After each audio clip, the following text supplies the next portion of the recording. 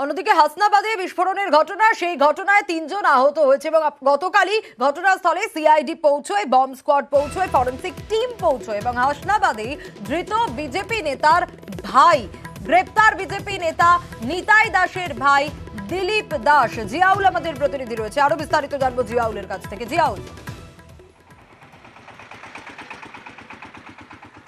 একদম দেখো, হাসনাবাদের শিমুলিয়ায় যে গতকাল দেখা গেছিল যে বিজেপি নেতা নিমাই দাসের ভাই দিলীপ দাসের বাড়িতে বিস্ফোরণ ঘটনা ঘটেছিল, কিন্তু তিনি জানিয়েছিলেন সেই সময় বাড়িতে কেউ ছিল না। কিন্তু পরবর্তীকালে জানা যায় যে নিমাই দাসে অর্থাৎ দিলীপ দাসের স্ত্রী, তিনি কিন্তু আহত হয়েছেন। শ্যামলী দাস, তাকে হাসপাতালে ভর্তি করা হয়েছে, সহ আরও দুজন কিন্তু গুরুতর জখম। কিন্তু পরবর্তীকালে তিনি পুরোপুরি বয়ান চেঞ্জ করেছিলেন যে কোনো রকম বাড়িতে কেউ ছিল না, তাহলে এই আহত হলেন কি করে। তারপরেই কিন্তু পুলিশ এলাকা পুরো ঘিরে ফেলে এবং তারপরেই এই শাসক দল তৃণমূল কংগ্রেস এই বোমা বিস্ফোরণ ঘটিয়েছে এমনটা অভিযোগ তুলে এলাকার মানুষ বিক্ষোভ দেখায়।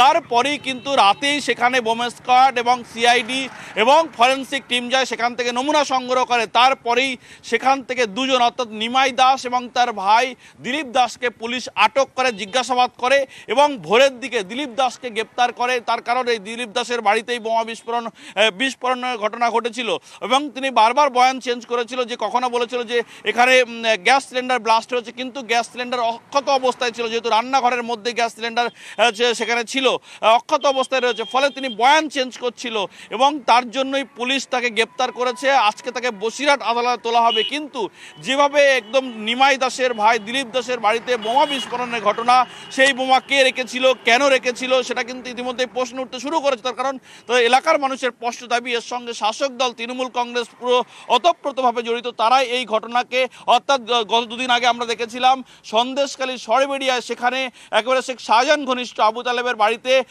সেখানে প্রচুর আগ্নেয়াস্ত্র এবং বোমা মজুদ ছিল এবং সেগুলো বাজেয়াপ্ত করে। তারপরেই ঘোরানোর জন্য, অর্থাৎ সেদিক থেকে মোড় ঘোরানোর জন্যই শাসক দল তৃণমূল কংগ্রেস এই বিজেপি নেতার বাড়িতে বোমা রেখেছে, এমনটাও কিন্তু এলাকার মানুষের দাবি এবং তারা বারবার বিক্ষোভ দেখাচ্ছিলেন। গতকাল দেখা গেছে দিনভর বিক্ষোভ দেখিয়েছিলেন। তারপরে তাদের জিজ্ঞাসাবাদ করে এবং পুলিশ অসংগত তাদের একাধিক বয়ান বারবার চেঞ্জ করছিল। তারপরেই এই দিলীপ দাসকে পুলিশ গ্রেপ্তার করে, তাকে আজকের বসিরহাট আদালতে তোলা হবে কিছুক্ষণের মধ্যেই। বসিরহাটের অভিযোগ, কিন্তু সেই জায়গা থেকে দাঁড়িয়ে তৃণমূলের তরফ থেকে কি প্রতিক্রিয়া? দেখো, তৃণমূলের স্পষ্ট দাবি, গতকালই দাবি করেছিল যে এই ধরনের ঘটনার সঙ্গে শাসক দল কোনো রকমভাবে যুক্ত নয়। অর্থাৎ সামনে যেহেতু লোকসভা নির্বাচন, এলাকা অশান্ত করার জন্যই বিজেপি এই ধরনের বোমা মজুত করেছিল, এলাকায় গন্ডগোল পাকানোর জন্য বোমা মজুত করেছিল।